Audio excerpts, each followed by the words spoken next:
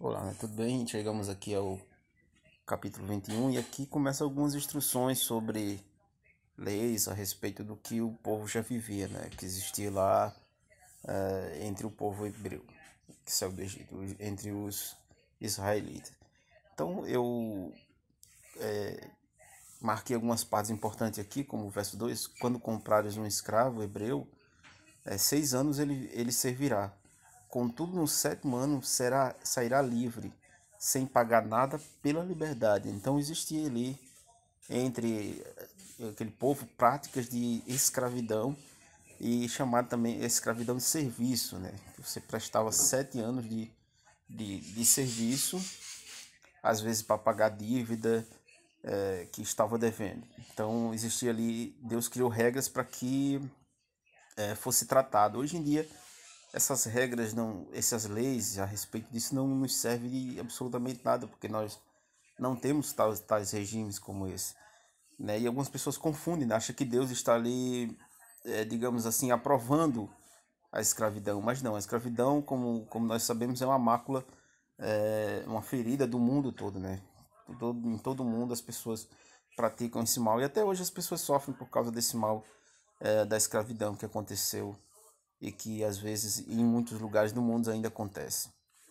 Então eu marquei aqui, ó, se alguém vender sua filha como serva, esta não será libertada da mesma maneira que os escravos, porque existia, esse era um caso diferente, né?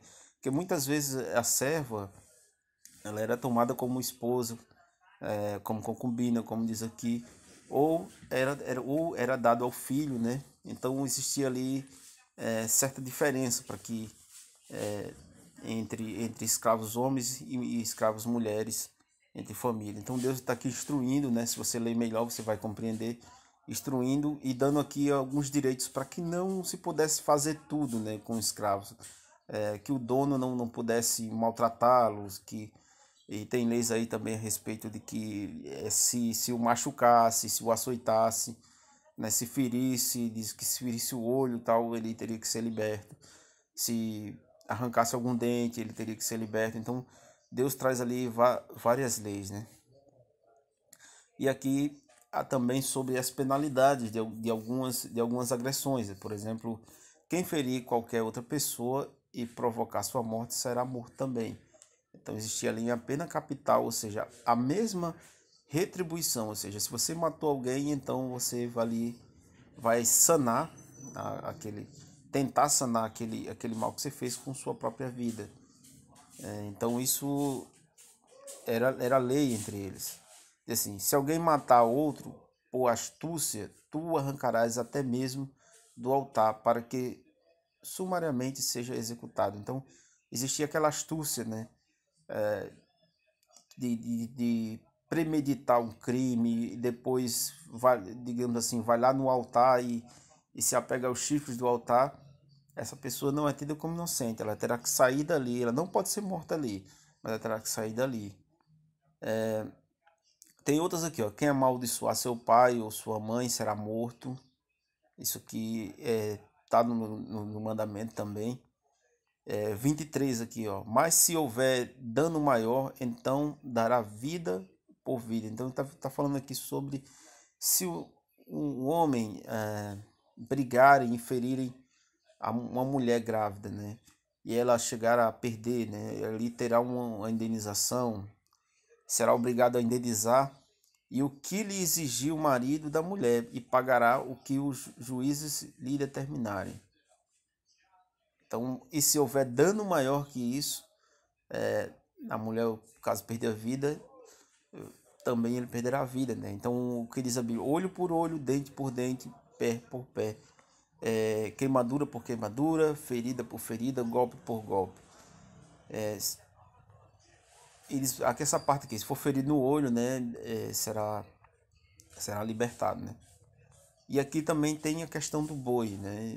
Se algum boi chifrar um homem, mulher e causar sua morte, o boi será apedrejado e não comerão sua carne, mas o dono do boi será absolvido. Ou seja, se o boi por acidente, né, ele ali se irritou e feriu alguém, esse boi será apedrejado e não se pode comer a carne desse boi, porque não é a maneira correta de tratar um boi para se comer entre os israelitas, né? E como Deus ensina, né? Porque todo o boi que é morto lá, ele é morto por sangria, né? Ele, tanto bois como cabra e tal, por retirar o sangue. O animal que é morto por apedrejamento, ele fica ali com o sangue retido e na Bíblia é proibido você consumir o sangue. Então muita gente consome carne encharcada de sangue, né? Vamos continuar aqui no final. Tudo que fala sobre a questão do boi e tal, era algo parece bem importante naquela época. Se porém o boi já era conhecido como violento e chifrar, e seu proprietário não o guardou devidamente, indenizará indenizar o boi por boi, mas o animal morto será seu. Então, e passa para outro capítulo ainda, falando sobre é, os bois, né? Falando sobre esses animais. Parece ter sido algo que era tido como um conflito entre as pessoas, né?